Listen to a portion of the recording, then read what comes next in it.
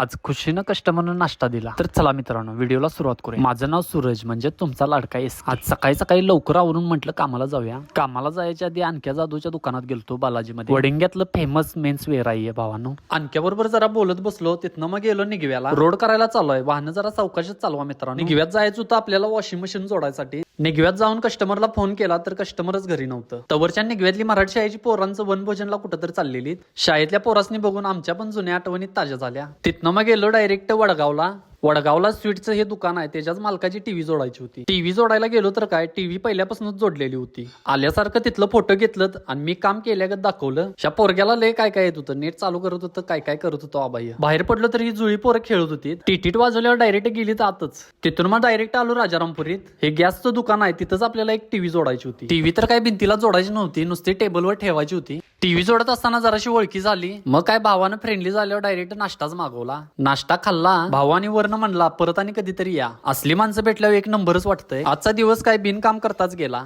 तर भावानं अशाच नवीन नवीन व्हिडिओसाठी फॉलो करा.